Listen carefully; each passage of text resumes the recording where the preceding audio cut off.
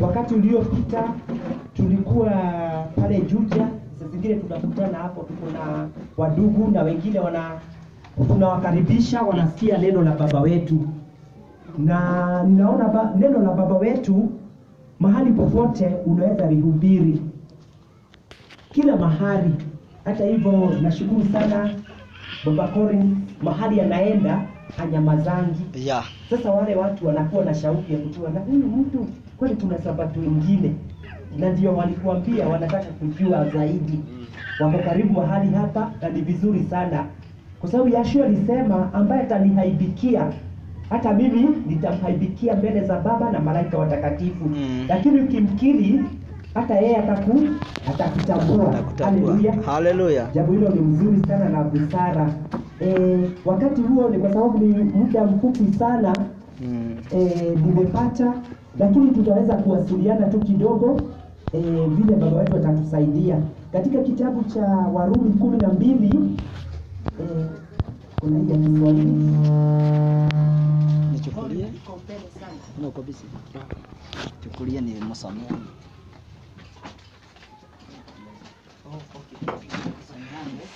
Sawa. Tutatusomea mstari wa kwanza na wa pili. Kitabu cha Warumi.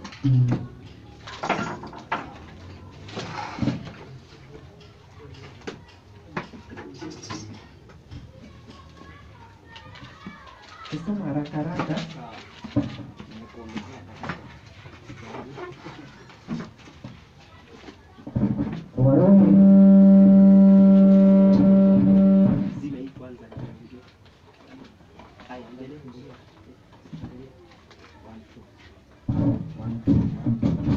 Warumi Kitabu cha Warumi 12 mstari wa kwanza na wa pili. wa kwanza. 12.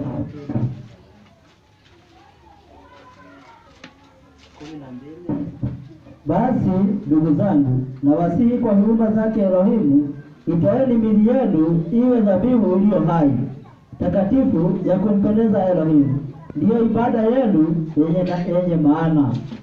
Wala msifuatishe namna ya dunia hii, bali mgeuzwe kwa kufanya upya nia zenu, mpate kujua katika hakika mapenzi ya Elohimu yaliyo mema, ya kumpendeza na ukamilifu. Shalom. Tunajua wakati tumemwamini Yeshua, kwa maana hapo awali kulikuwa na ile hekalu la Suleiman, Ndio. ambalo lilikuwa linafanyio zile sadaka za kuteketezwa, sacrifices, animal sacrifices. Lakini tunajua kwamba ile tu ilikuwa kivuli cha hekalu la kweli.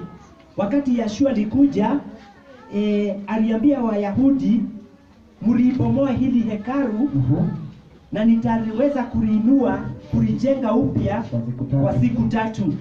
Na wakashangaa sana. Hayo mambo yamenakiliwa katika Injili ya Yohana mlango wa 2.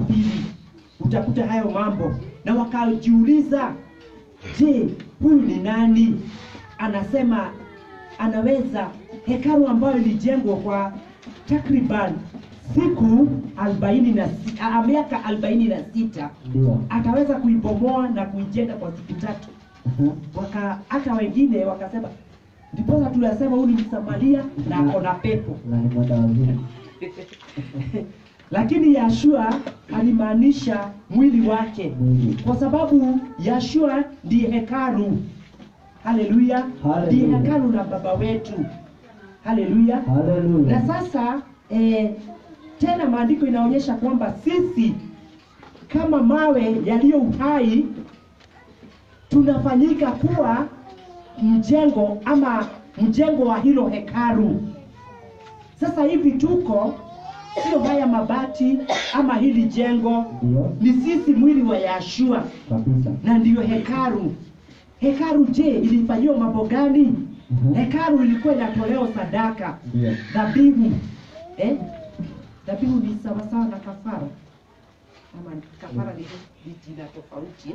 Okay, sadaka za kuteketezwa, zingine za vinywaji, zingine ziliteketezwa kama zile yale majani ambayo ilikuwa yananukia vizuri.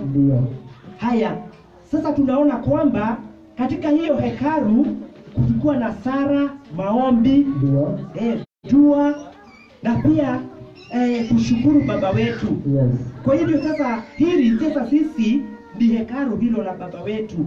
Ndiposa hapa tunaneleana mahusia ya Baba wetu, ukweli wa Baba wetu, tunamtolea dhabihu ambazo zimetoka katika vinywa vyetu, tunamsifu kwa nyimbo, tunamuomba, tunasemezana mwingine na mwingine, si ndio? Yes. Tunasema shida zetu. Haya mambo yote yanakubalika katika hekalu la Baba wetu, na hili hekalu linataka likuwe safi. Ndio maandiko inasema, na wasihi kwa rehema za Baba wetu yawe mtoe miili yenu kuwa dhabihu iliyo hai, ambaye hiyo ndio huduma safi na takatifu ambayo inapendeza Baba wetu. Na msijifananishe na mfumo wa hii dunia, lakini mgeuze nia zenu ili muendelee kujua mapenzi ya Baba wetu. Haleluya. Tusifananishe mambo yetu na mambo ya hii dunia. Je, mambo ya hii dunia ni gani? Lakini tunaambiwa hapo chini, we prove so that you may prove what is that good and acceptable and perfect will of Yahweh. Sasa mapenzi ya Baba wetu yaliyo mema na ya kumpendeza na ukamilifu. Mapenzi ya Baba wetu ndiye mambo ambayo imetio kibali sana katika haya neno. Sisi ambao tumemwamini, tukiwa hatujui mapenzi yake, hatutakuwa ushirika na yeye. Ndio. Haleluya. Lazima na tutafanya kazi mingi ambayo ni ya bure, kama vile tumesomeo katika ile kitabu, ati kwamba wengi watasema tulifanya karamu pamoja na wewe, lakini atawaambia mimi siwajui, enendeni nyinyi waasi. Ndio. Hakuwajua, lakini maandiko inasema kwamba tukijua mapenzi yake, tukue tuna uhusiano na ushirika na yeye. Kazi yote ambayo tunatenda ndani ya Mesia iko na thawabu, iko na malipo, sio ya bure. So watu wengi wameshindwa kujua mapenzi ya Baba wetu, wako tu washirika wa kusanyiko, wanajitolea tu hivyo, lakini hawajui mapenzi ya Baba wetu. Ndio. It's your time, mimi na wewe ukuwe unataka kuprove what is that perfect will of our spiritual father, tujue mapenzi yake ili yatimie. Haleluya. Hata katika maombi, hebu tusomee Mathayo 6 mstari wa 10. 6 Mathayo mstari wa 10. Mstari wa 10 nitasoma katika jina la Yesu. Ndio. Tajaribu kwenda haraka. 6:10 inasema hivi. Basi ninyi salini hivi: Baba yetu uliye mbinguni, jina lako litukuzwe, ufalme wako uje, mapenzi yako yatimizwe hapa duniani kama huko mbinguni. Haleluya. Haleluya. Tunasikia mapenzi yako yatimizwe hapa duniani kama huko mbinguni. Mapenzi. His will to be done. The will to be done. Haleluya. Hiyo ndio inatakikana sana. Hata wakati ametuteua ndani ya Yashua, anataka kufanya kazi ndani yetu ili mapenzi yake yatimilike. Haleluya. Wendi wake wekeke dhidi yetu. Haleluya. Haleluya. Si mapenzi yetu. Maandiko inasema mahali fulani katika Isaya ati mawazo yetu na ya Baba wetu yako mbali jinsi mbingu iko mbali na dunia. Haleluya. Haleluya. Sasa mimi ninaweza kuwako na lakini naenda kwa mapenzi yangu. Na ninafikiria ninafanya mapenzi ya Baba wetu. Haleluya. Hiyo ni hatari sana, kwa sababu nitastruggle na nitachoka na hakuna baraka. Lakini wakati mapenzi yake yatatimilika katika maisha yangu, nitakuwa zaidi ya mshindi. Haleluya. Haleluya. sitaki kuwaeleza mapenzi yake ni nini, kwa sababu hata mimi sijui. Hata mimi nimeambiwa prove yourself. Haleluya. Ndio. Tulikuwa tunatarajia sana. Labda ninaweza wapotosha. Kama mhubiri fulani anawaambia mapenzi ya baba wetu ni mtoe zaka na fungu la 10 kwa uaminifu. Sasa hiyo si ndiye anataka kujifaidi.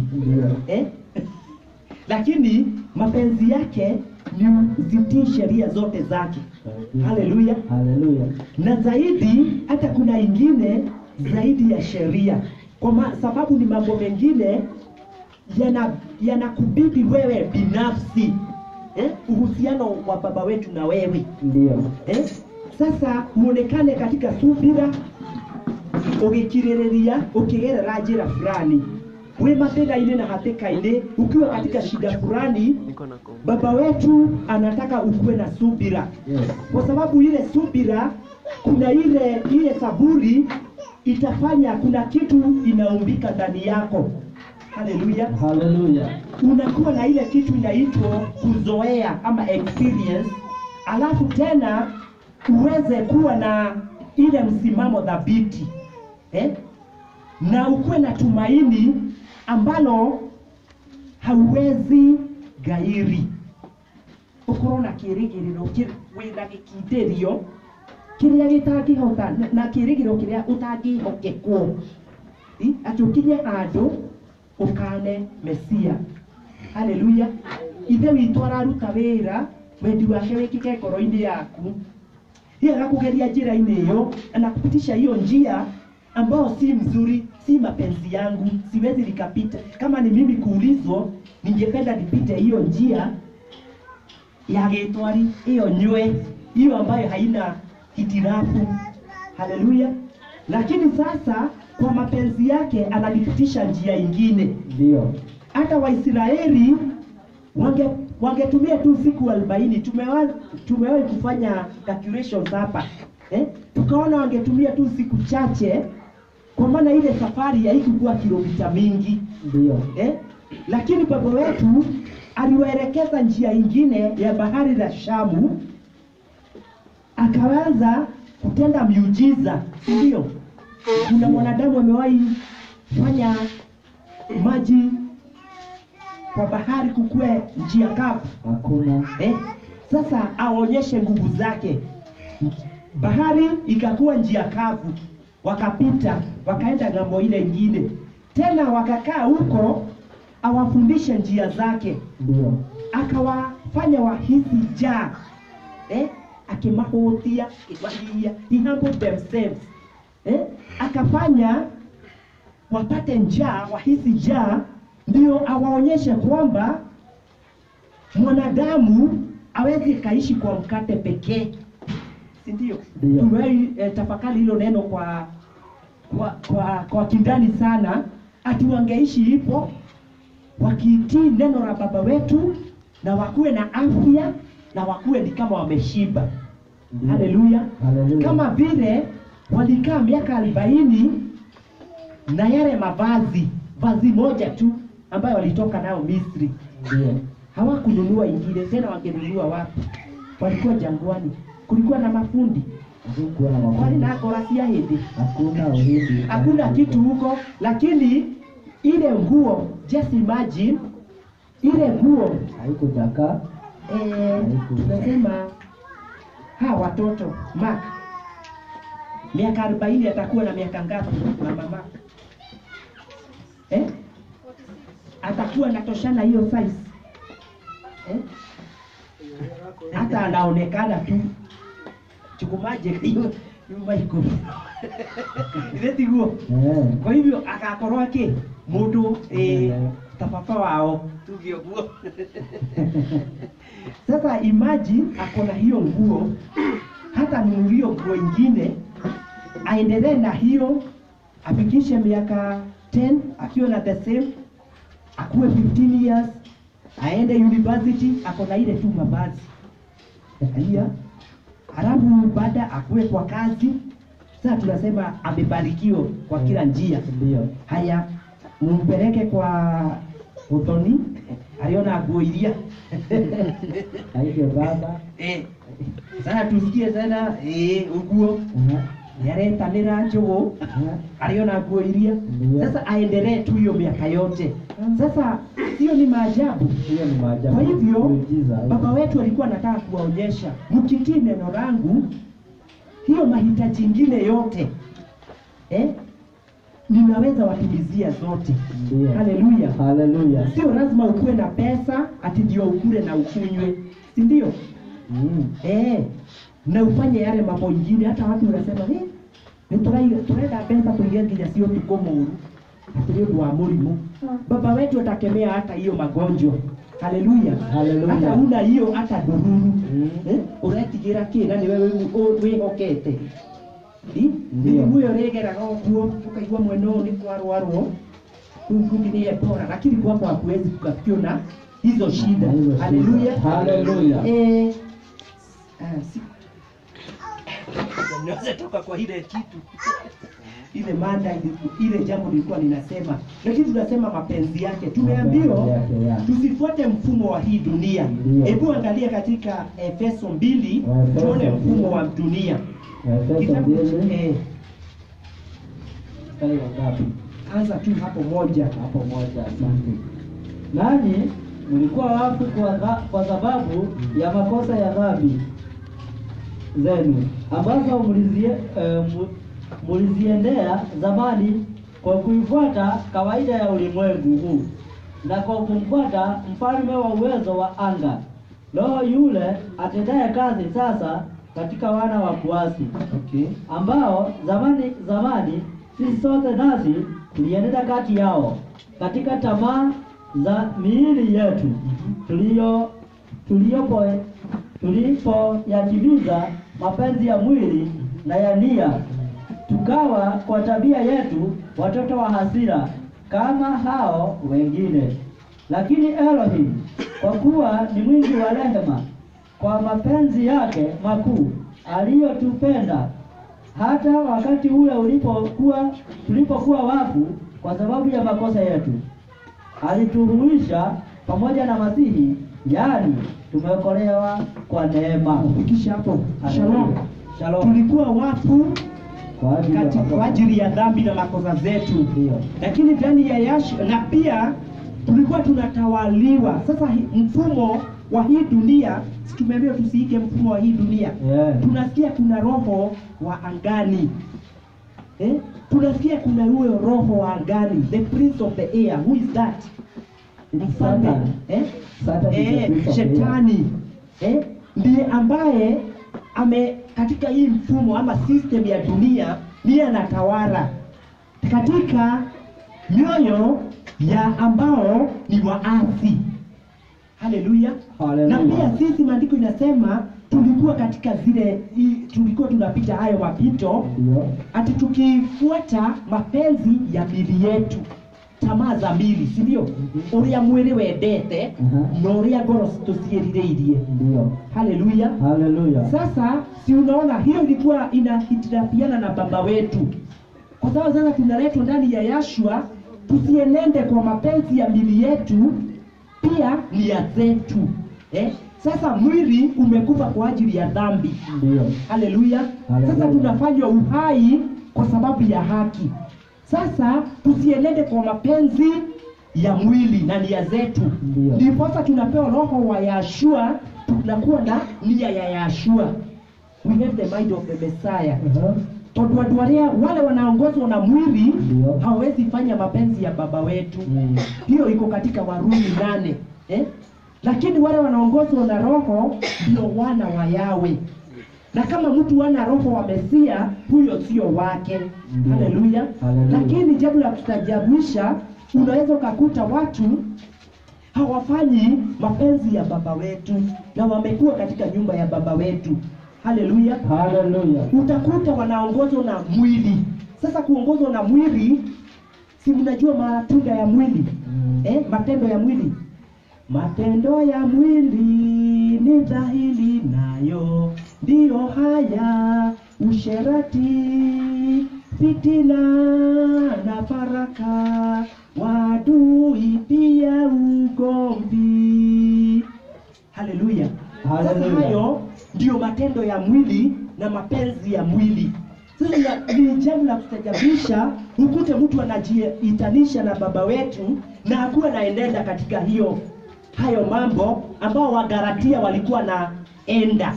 Haleluya. Haleluya. Hata mtu mwingine mahali fulani anasemanga ati wio kwaragia na mwili. Anaongea ati nitiramenya, najua mtu ambaye anaongea katika roho na mwingine katika mwili. Unakuta sasa huyo mtu ako na fitina, masegenyo, mambo mabaya. Unajua sasa sisi tuyote jukolesi atubia. Wasiko jukole siasa baze hilo.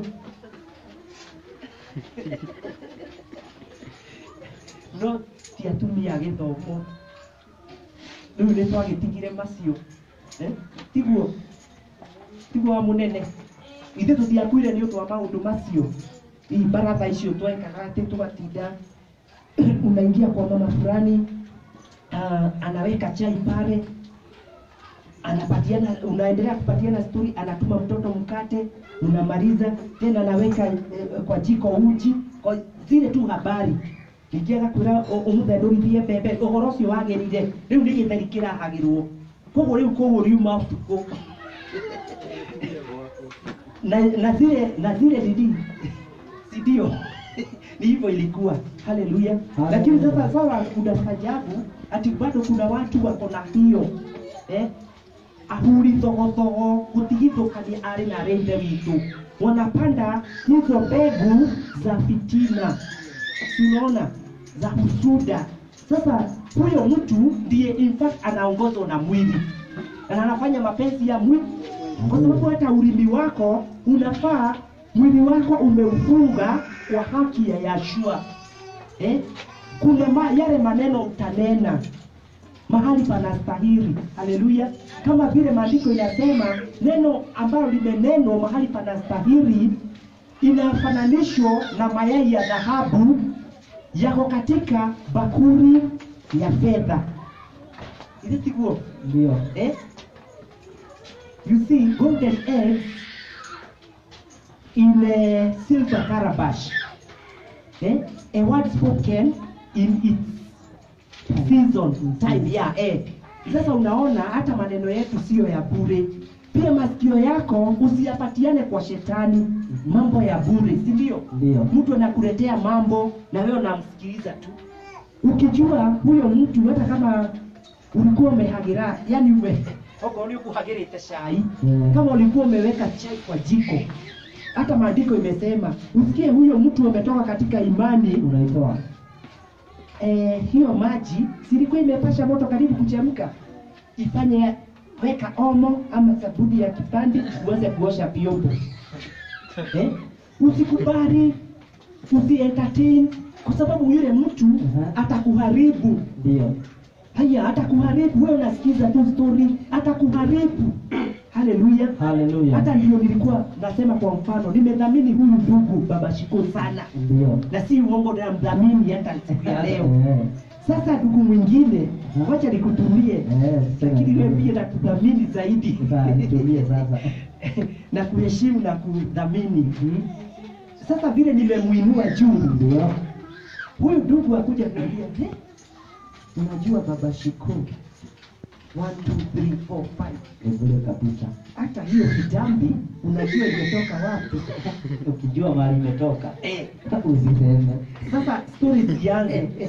Sasa unajua huyu ndugu akiniambia zile story, hata kama ijapokuwa sitamwamini katika moyo wangu, kwa sababu mimi ni mwanadamu, nitamshusha huyu ndugu kiasi.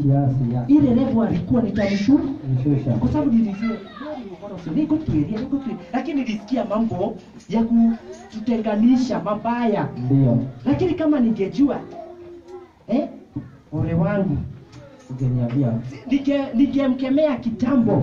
Niambia, acha mimi maneno. Wacha tuongee juu ya 2030, Vision 2030. Tuachane na hizo story. Kwa sababu sasa kuna jambo Kwa sababu inasemekana yule anataka kuongea mambo ya wengine, Ndio. yeye hujitukuza. Kabisa. Anajifanya judge, anajifanya mwenye haki na mtakatifu, Point. akishusha hao wengine akikanya. Hiyo ni point. Si unaona? Ndio ako na mambo mengi. Lakini sasa siko hapo wadugu, tunaongea juu ya urimi siku nyingine. Kabisa. Na urimi tunasikia ni poison, venom, sumu ya nyoka, kururwadwira. Lakini ule urimi bado uko na maneno ya uhai, ya uzima. Unaweza tia watu uzi na yetu ekeneme sito sikena nage moyo. Ile tiguo amukirai kirathimo, amukirai roho wa ithe wito, amukirai hinya kuhona. Tukuange tunaongea juu ya mambo mazuri. Haleluya. Na hiyo ndio itaweza kutusaidia. Kwa hivyo tumeona kwamba mapenzi ya mwili, tuachane na mapenzi ya mwili, tujue mapenzi ya baba wetu. Hebu tusomee katika Mathayo. Mathayo ni 26 mstari wa 39. Mathayo 26 39. 26:39 inasema hivi: kisha Yeshua akaenda pamoja nao mpaka bustani iitwayo Gethsemane, akawaambia wanafunzi wake, keteni hapa hata niende kule nikaombe.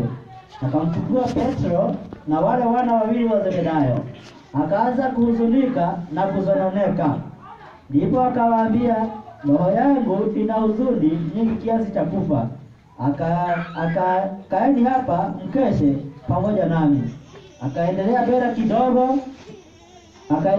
kidogo, akaamuka kifulifuli, akaomba akisema, Baba yangu, ikiwezekana kikombe hiki kiniepuke, walakini si kama nitakavyo mimi, bali kama utakavyo wewe. Ruka mstari Niko nimesoma naingia 40. Okay, fikisha tu hapo. Tunasikia wakati huo wa mwisho wa huduma yake hapa duniani, Yeshua alichukua Petro, Yohana na Yakobo, wakaenda katika mlima hapo nataka. Akaenda tena mara ya pili, akaomba akisema, Baba yangu, ikiwa haiwezekani kikombe hiki kiniepuke, isipokunywa mapenzi yako yatimizwe. Haleluya.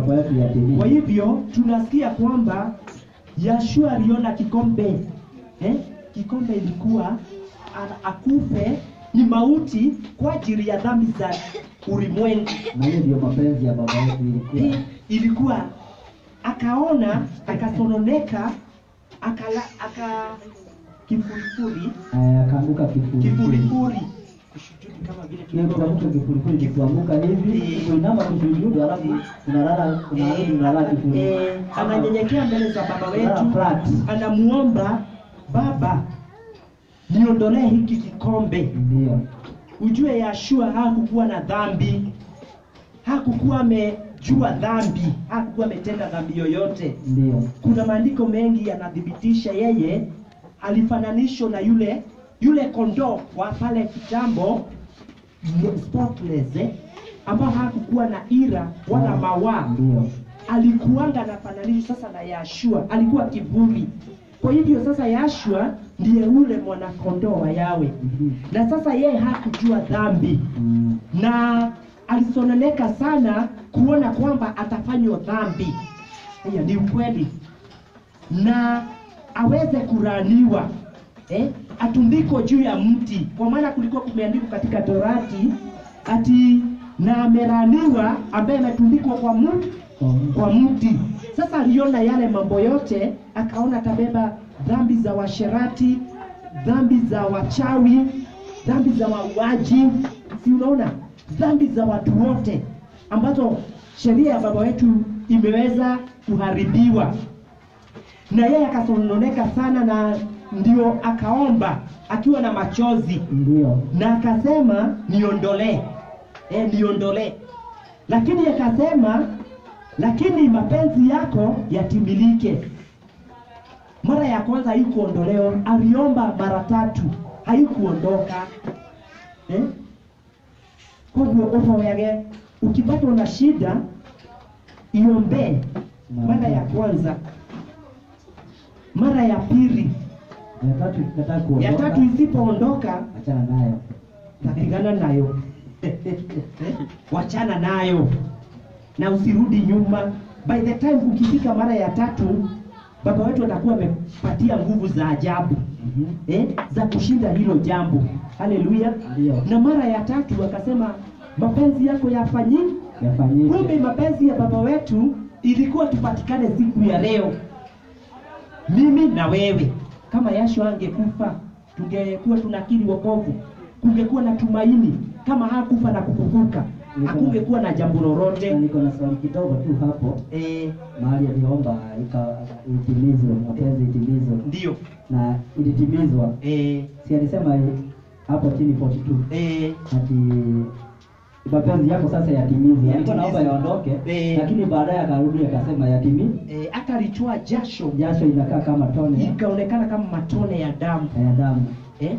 Sasa na malaika akakushuka pale, maandiko inanakili vile, akamfariji, akamtia nguvu, na akaweza kustahimili sasa yale yote ambayo ilikuwa inamsubiri. Sasa kuna hoja hapa inasimamishana katika Waebrania 5 aya ya 7. Nataka nisome ndio utueleze. Ndio. Kwa sababu hapo watu wanasemanga ya kwamba alisikilizwa nyakati hizo za maombi yake. Ndio. Katika kulia na machozi.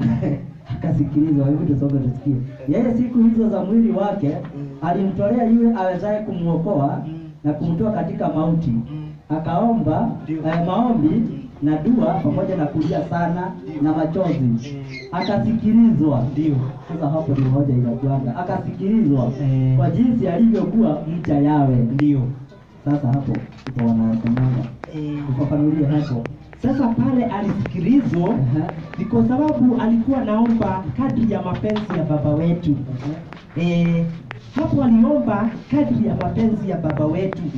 Hata sisi maandiko inasema mahali fulani katika Warumi 8 ati hatujui vile tunastahili kuomba. Lakini kama tumepewa roho wa baba wetu anatuombea. Si hivyo inasema ati roho niahoyaga kamushayo munene ni undu ithuĩ tũtiũrĩa twagĩrĩirwo kũhoya tondũ roho wa mũndũ nĩguo meciria ma mũndũ. Koguo roho wa ithe witũ niwe oĩ meciria ama nimeongea kwa ati roho wa mtu ndiye anajua nia yako. Pia sisi tuko na roho zetu. Sasa roho wa baba wetu anajua nia ya baba wetu.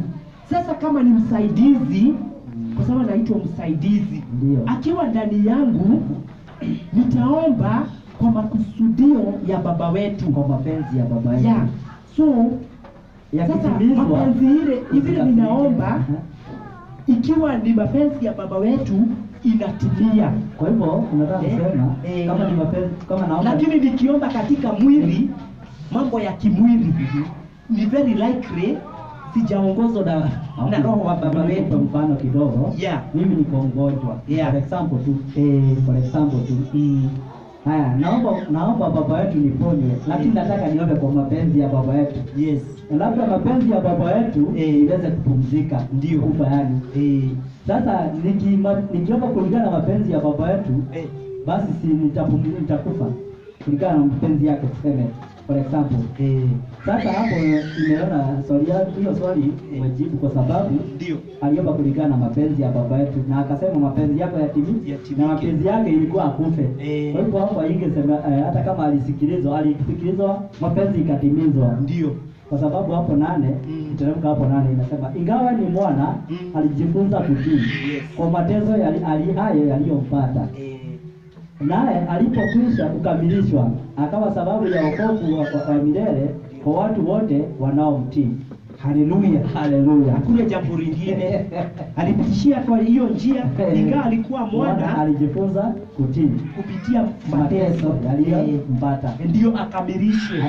Na when he was made perfect, he became the author of eternal salvation. Hivyo maandiko yanasema to them that obey him. Haleluya. Haya, mimi sitaenda sana. Kuna maandiko katika nilikuwa sana sana Exodus 23 verse 25. Hebu soma hapo. Exodus 3:25. Yeah.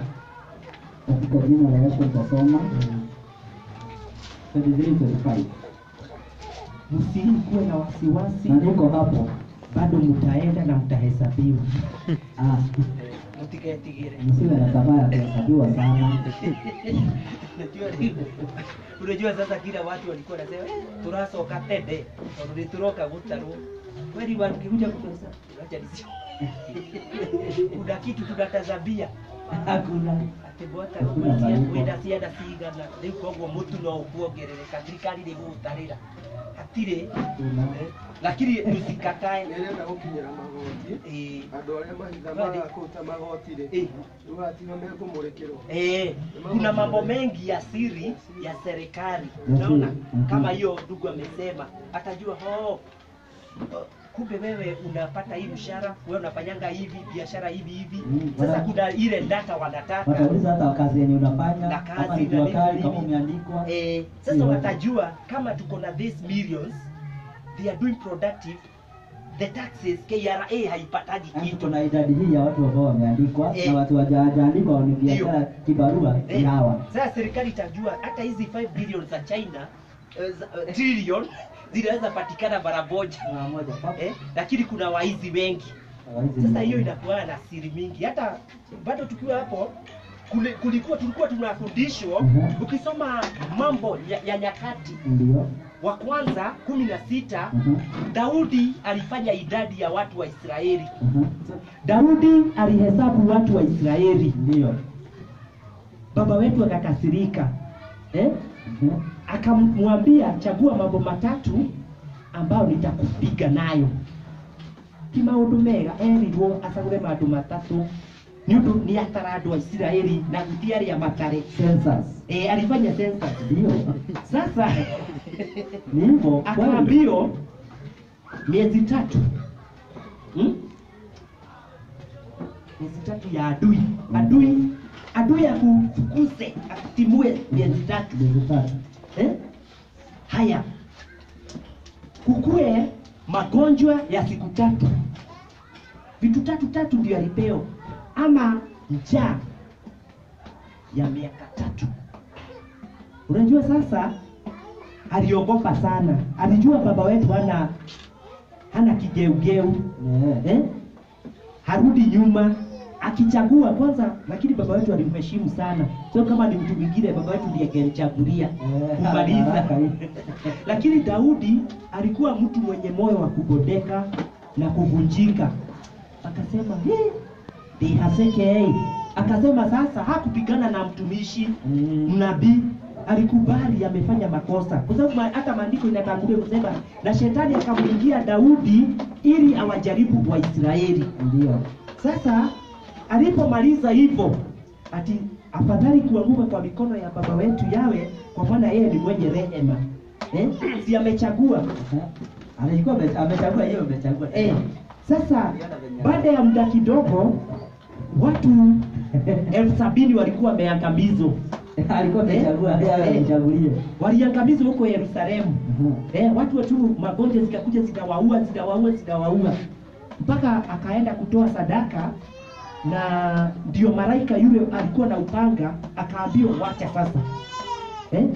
Akaambiwa wacha.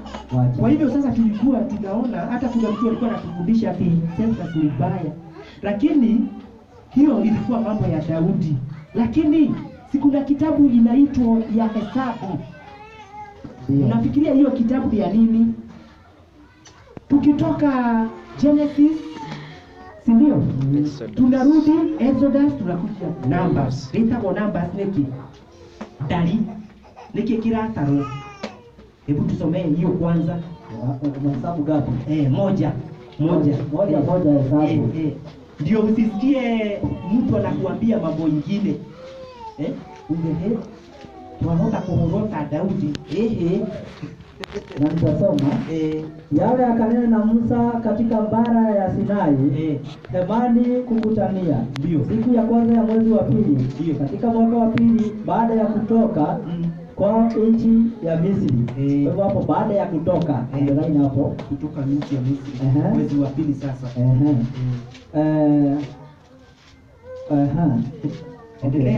Baada ya kutoka kwa nchi ya Misri akamwambia, fanya hesabu ya mkutano wote wa wana wa Israeli kwa kuandama jamaa zao na nyumba za baba zao, kama hesabu ya majina ilivyo, kila mtu mume kichwa kwa kichwa.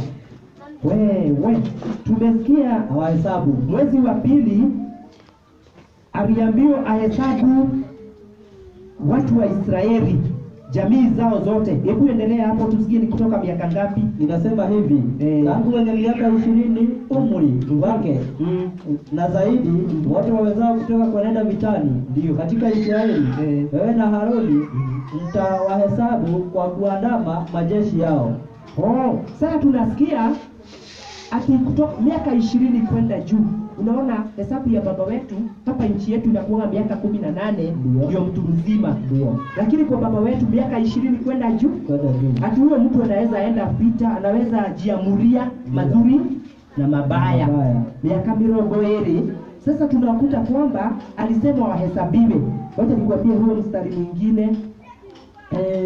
Soma mstari wa 19. Hiyo mstari wa 19 nasoma. Inasema hivi, kama Yawe alivyomwagiza Musa, ndivyo alivyowahesabu huko katika bara ya Sinai. Na wana wa Ruben, mzaliwa wa kwanza wa Israeli, vizazi vyao, kwa kuandama jamaa zao na nyumba ya baba zao, kama hesabu ya majina, kichwa kwa kichwa, kila mtu mume tangu umri wa miaka 20 na zaidi, wote walioweza kwenda vitani. Wale waliohesabiwa katika kabila ya Ruben walikuwa watu 46,500. 46,500. Tunaona alianza sasa na kabila la Ruben, ikakuja Simeon, ikakuja Lawi, ikakuja Yuda, vile wamefuatana wana wa Israeli 12 hizo kabila. Sasa tunasikia walihesabiwa. Kwa hivyo hiyo ilikuwa ya baba wetu. Sasa hii ambayo tuko nayo ni ya nchi. Hebu tusomee katika Warumi. Warumi 13. Warumi ni 13.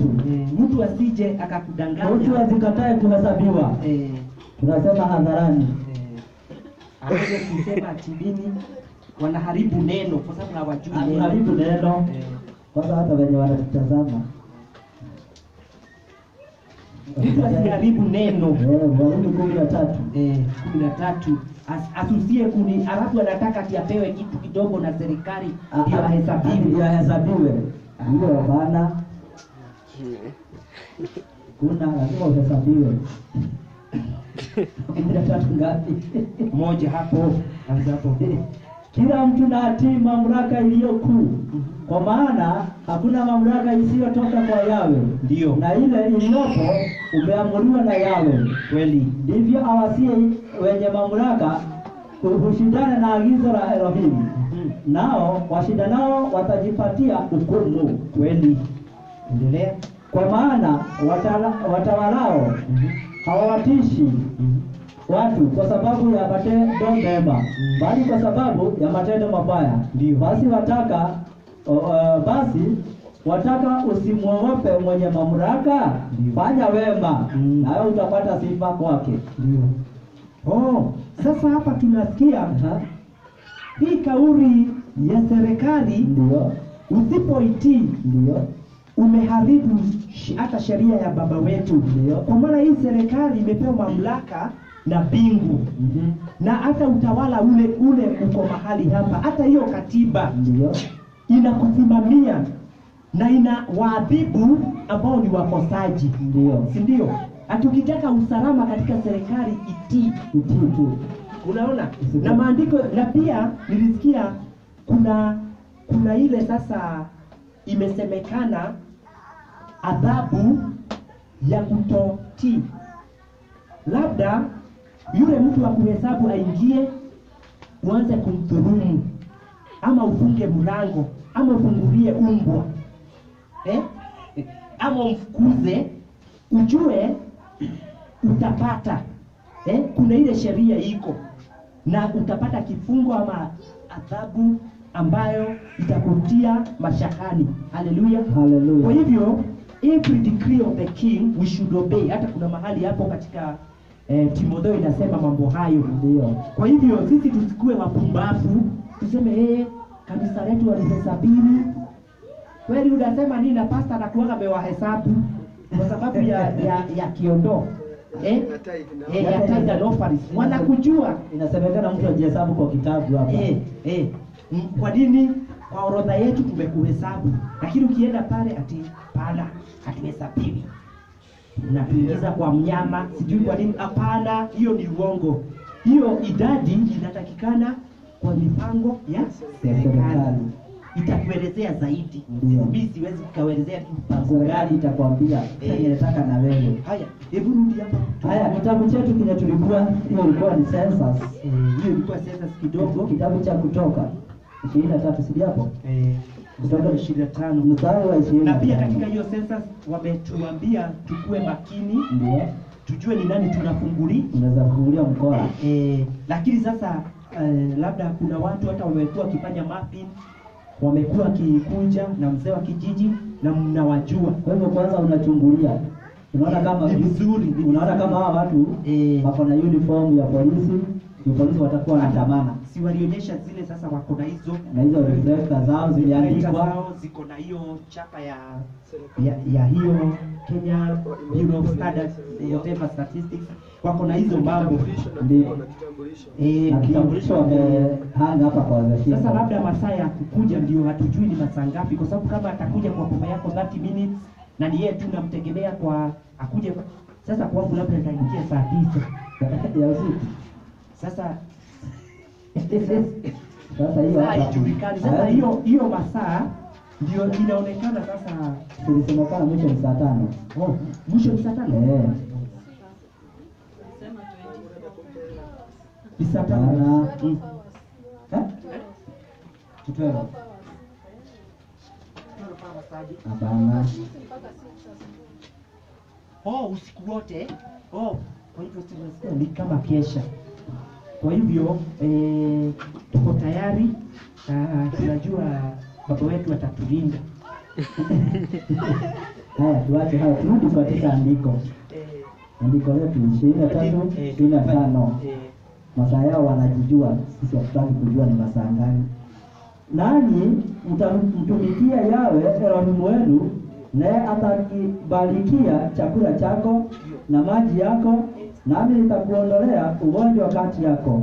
Hapata kuwa na mwenye kuharibu mimba wala aliyetasa katika nchi yako, na hesabu ya siku zako nitaitimiza. Fikisha tu hapo kidogo. Kuna hili swala la magonjwa na uponyaji ambao watu pia hawajui mapenzi ya baba wetu. Kwa hayo mambo kuna sasa hapa tunaambiwa Mwisraeli alikuwa ameahidi na baba wetu ati kwamba nitabariki chakula chako na kinywaji chako na nitaondoa magonjwa zote katika nchi yako. Sasa tunaona kwamba zile vitu watu hula na hunywa zinachangia sana katika mili yao. Ndio. Haleluya. Haleluya. Na tukikula chakula kibaya, tukunywe maji ambayo sio sawa, pia yanatugeuka, yanatudhuru. Lakini sasa kuna ahadi ya hii baba wetu kuponya watu wake ama kuwarisha vitu ambazo ni bora. Sasa hizi watu wanasema saratani mpaka inataka kufanywa national disaster. Tunaona kwamba kuna hayo mambo, lakini sitaki kunena mambo ya hayo. Hebu Exodus 15 mstari wa 25 pia 15:25 nasema hivi.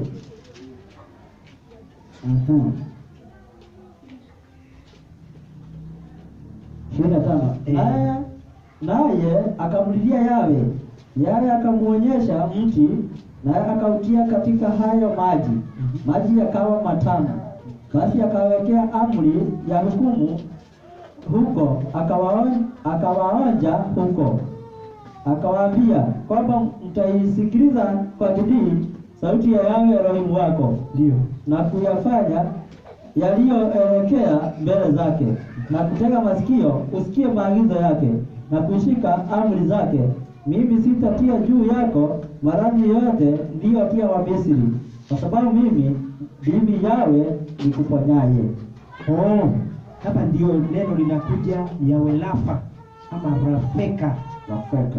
Inamaanisha mponyaji. Ndio. Ati kwamba baada ya kuzingatia sheria zangu na hukumu zangu, nitakuondolea magonjwa zote ambazo nilipiga wale watu wa Misri, kwa maana ni mimi na kuponya. Kwa hivyo tunaona kwamba baba wetu anataka tu kuponya watu wake. Haleluya. Ndio. Lakini kuna maandiko mengine mitume ambao walipewa nguvu na uwezo wa kufukuza mapepo na kuponya magonjwa. Si walifanya miujiza mingi sana. Ndio. Lakini tunakuta kwamba wengine waliishi katika magonjwa. Atumwagi matora mari arwaru na ni mahonagia andu aria angi. Kwa nini? Haleluya. Haleluya. Je, mapenzi ya baba wetu ilikuwa wakae katika ile njia ama wakue na uzima?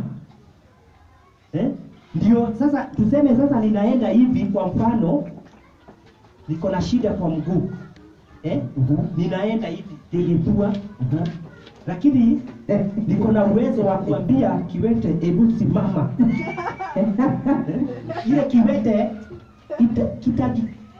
ule kiwete ako na ulemavu, ataona labda atasaidiwa sana, lakini kama ni katika mwili hawezi akapokea. Paulo alikuwa na shida ya macho, na alikondolea mtu mmoja alikuwa mlemavu, alikuwa kiwete. Ndio. Ati imani ilikuwa na huyo kiwete, na yeye akaona ni sawa, anaweza kuponywa. Kwa hivyo kulikuwa na usuri. Sasa my point is this.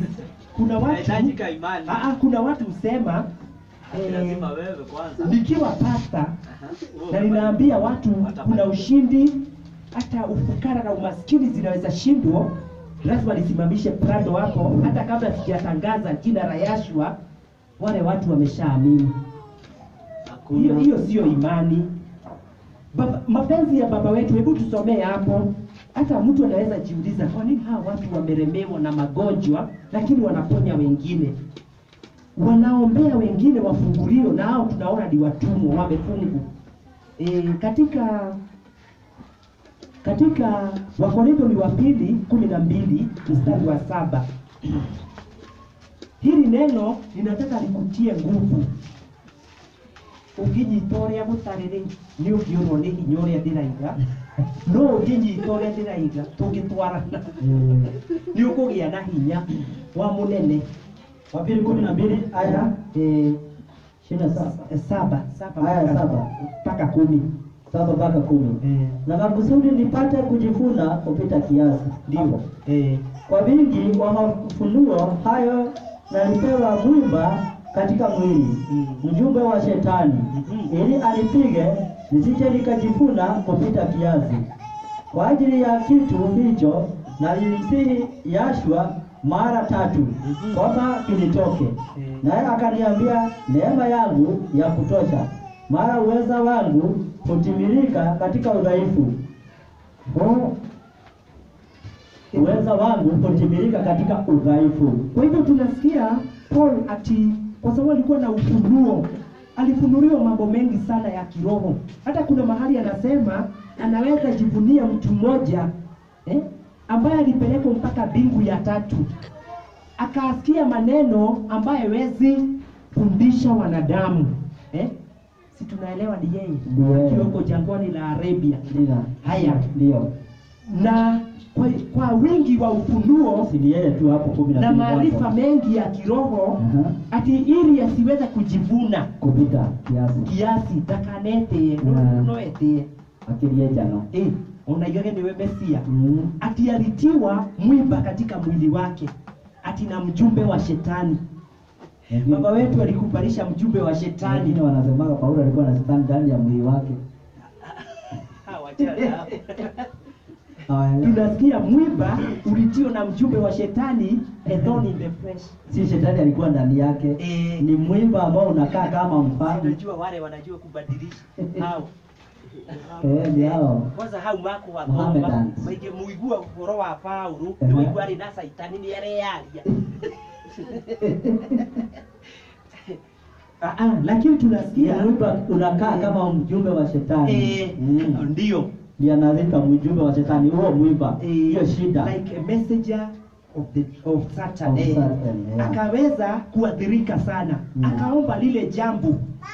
Je, tunaweza tambua hilo jambo ni nini? Akaombea hilo jambo mara 3. Halikuondoka.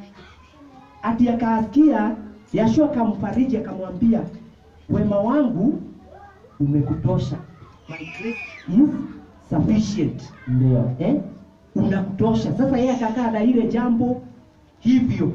Sasa mahali kwingine, lakini alikuwa anafanya miujiza mingi sana na kuponya watu wengi, lakini aliendelea kuadhirika. Ukisoma katika Timotheo, enda haraka Timotheo wa kwanza 5 mstari wa 23. Timotheo wa kwanza 5:23. Tumefika hapo haraka 23. Tokea sasa usinywe maji tu, lakini tumia mvinyo kidogo kwa ajili ya tumbo lako na magonjwa ya kupatayo mara kwa mara. Shalom. Huyo alikuwa bishop of Ephesus. Huyo ale modikavu wa itura leta kwa Efeso. Modikavu munene nilitawe the first bishop Timothy. Ndio. Lakini na alikuwa amewekelewa mikono, kwa hivyo ilikuwa na ile roho, ilikuwa na Paul. Alikuwa na roho ya Yashua. Yashua. Na alitenda miujiza. Lakini tunasikia kwa nini Paul hakumwekelea mkono, ile maradhi iko katika mtumbo yake ishe? Kwa nini? Lakini tunaambiwa ati kwa ajili ya hizo shida konazo asitumie maji pekee, lakini aongeze mvinyo. Na watu wengine wanafanyanga hilo likuwe swala kubwa sana. Ndio. Si ndio? Wanasema Juege dakanywe maima terino ajue hamwe na kanyamukai kwa ajili ya maradhi. Niundo wa maradhi.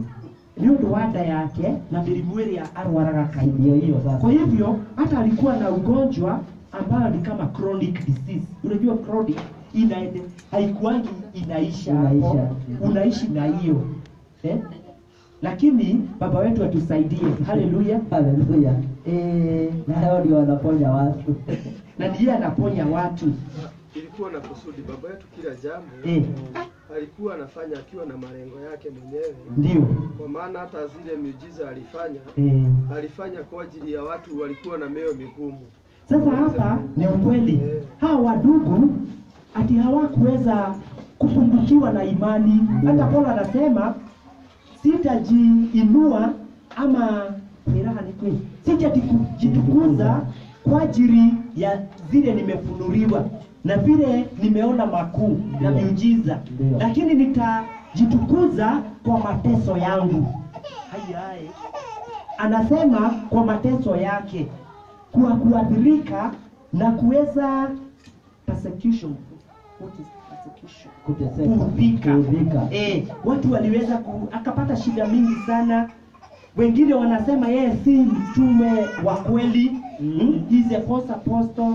Wengine amewafundisha, tena wanakuja na doctrine nyingine. Anafundisha kufa na kufufuka kwa Yashua. Wengine kati yao wanasema hapana, hakuna ufufuo.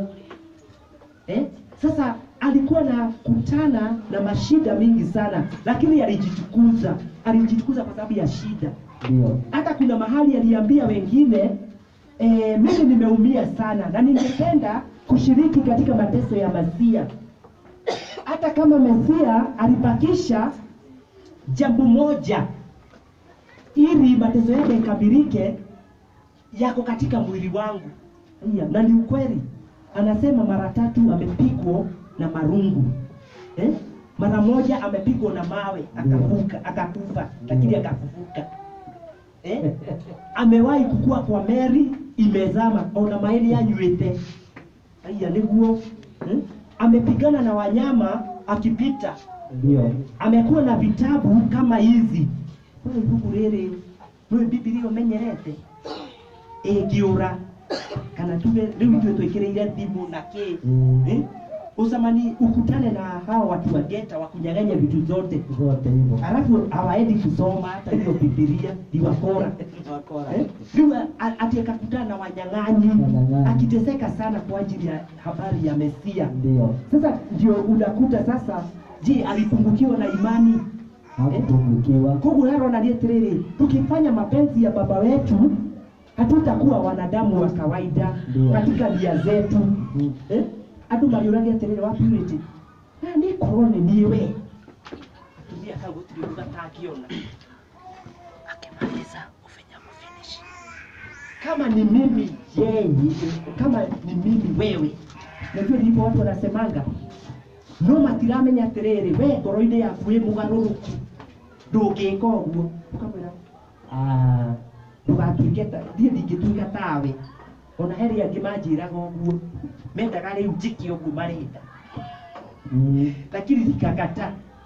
Walikuwa nataka nipeleke mtu fulani kotini ndio nilipwe, mali yangu ilikuwa imeharibiwa. Ndio, si mliona? Haya, lakini mimi sikufuata hiyo. Lakini watu wengine sasa mwishowe wakaanza kulisifu, wakasema wewe ni twari uhoro waku ekemai uturage wikiriga. Ndio. Kwa hivyo sasa inaonekana hayo mambo. Hebu msomee hii nyingine Timotheo 2:4 mstari wa 20. Wa 2:4 Timotheo 20. Tasoma. Erasto alikaa Korintho. Trofimo alimwacha huko Mileto. Hawezi. Trophimus have left at Miletus sick. Sasa hao ni watumishi ambao walikuwa na mwingine anaitwa Epaphras. Walikuwa na watumishi pamoja na Paul. Si Timotheo peke yake, mali igioge thoma. Na walikuwa katika hiyo fellowship ya kina Paul na walikuwa na hubiri wakina Paul na wengine. Sasa wengine unakuta hawawezi.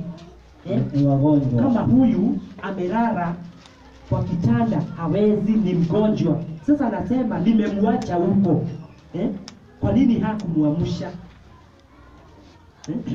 Sasa hatujui, lakini tunaona kwamba baba wetu anafanya mapenzi yake. Sababu nimetaja hii line ya magonjwa ni kwa sababu watu wengine wanasema ukiwa mgonjwa, kuna mahali tulikuwa ukiwa mgonjwa watu wanasema ni mapigo ya baba wetu. Ndio. Ati ni urembi wa kura huriro. Sasa hakuna mtu akona huruma wala na upendo na wewe. Ona mtu akikuhoera. Ndio. Akujajire arakwira atiriri ni uremi. Ati wewe ni muasi na tuko na wewe. Sasa si kila mmoja wetu kuna huu mwili. Ndio. Labda unaweza jisikia huku nje. Urega dudoga kigi atika hake kile uguo. Lakini na huko ndani ukiwa kugonjwa itajizuia aje. Haleluya. Haleluya. Kwa hivyo tunafaa tukue watu wenye huruma na tukue right judgment.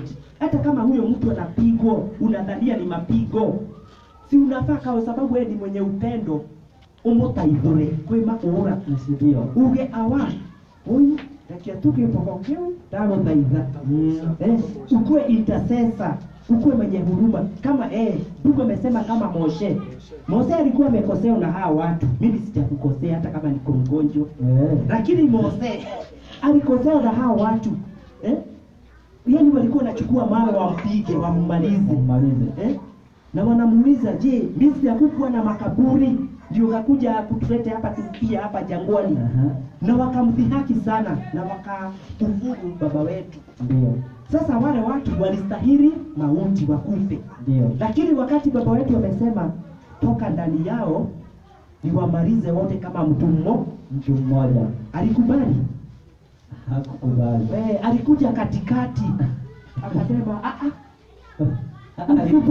alikaa katikati yao. Afadhali uondoe jina langu katika kitabu cha uzima. Hizo kitabu cha uzima yaondolewe. Alafu akasema, "Je, wale watu walisikia ukuu wako na mkono ulio hodari ambao uliokoa hao watu katika nchi ya Misri? kwa nguvu za Farao. Ndio. Watasema kwa ajili haukuwa na uwezo wa kuelekeza katika nchi ya ahadi, ukawaangamiza, na baba utaaibika kuliko mwanzo. Ndio. Sasa anamsihi mudhaidhaniriri. Haleluya. Haleluya. Sasa sisi tukue intercessors, watu wa kuomba baba wetu. Hata mtu kama ako na shida, tunanyenyekea tunaomba. Ndio. Maliza na Yakobo 5. Yakobo 5. Kwa sababu sasa kuna mambo mengi, hata inaweza ikakuwa majaribu. Ndio. Haya, inaweza ikakuwa kiboko, inaweza ikakuwa majaribu. Haleluya. Na pia inaweza ikakuwa ni ya kuniondoa katika ulimwengu. Maundu macio matatu. Haleluya. Haleluya. Na pia mimi si mtu special, niko na mwili na damu. Ninakula ile chakula inaletea watu mambo mabaya. Ninakula hii maji ya huku ya kanjo. Sasa ni baba wetu tu nida witoto bitagira wa Collins. Turari aona mboga cirimi tuna sewage. Kispira kikiria kile ndio gagithia juice. Sasa ndiramenywa hii life na stroke. Sasa no dikirwara ithe witwa kandike. Ni ukweli. Hata sijaipika, unajua at least tungirigania huko na bwaki dubu no huwe no Nataka afya. Don't you read on the nutritionist that you buy but you must be that they kuagira buida. So Yakobo 5 mstari wa 13. Yakobo 5 mstari wa 13. Hali ya kutengeneza mwili hiyo. Mtu wa kwenu amepatikana na mabaya na aombe. Ndio. Ana moyo wa kuchangamka na aibe zaburi. Mtu wa kwenu amekuwa hawezi na waite wazee wa kusanyiko nao wamuombee na kumpaka mafuta kwa jina la Yashua. Na kule kuomba kwa imani utamuokoa mgonjwa yule, na Yawe atamuinua. Hata ikiwa amefanya dhambi atasamehewa. Kwa hivyo tunasikia kuna hiyo huduma ya uponyaji katika kusanyiko kama vile tulikuwa tunafanya hapa, na tumesikia hata mambo ya dhambi pia imetajwa mahali pale. Ndio. Kwa sababu hata dhambi zina attract hata hiyo magonjwa, Na tunaambiwa tuungame hizo dhambi. Mstari wa 16. Soma. Ungameni dhambi zenu ninyi kwa ninyi, Ndio. na kuombeana mpate kuponywa. Good. Hata hapo imesema tuungane, tuburanire mehia, tukiburaga mehia. tiguthie kwa muthia uria mundu athia hau guo vestry. Hapana. Ni sasa hata sisi tunasema ninakuambia nimekosea, nisamehe. Unisamehe ndugu. Hata saa zingine tunakosana, tunakaa na kusuda katika mioyo yetu, na tunakaa na mambo mabaya, lakini tukiconfess each other, baba wetu pia atatuponya. Haleluya. Kwa hivyo sasa kuna hayo maswara, watu wasikuange wacha mapenzi ya baba wetu itimilike. Haleluya. Tuombee hayo mambo, na hata kama haiishi tusikufe moyo. Haleluya. Kwa sababu baba wetu bado wako katika kiti chake na anatujali, na anajua kwa nini mambo mengine yanatukuta. Haleluya. Na tungefikisha hapo, na baba wetu wabariki. Haleluya. Makofi.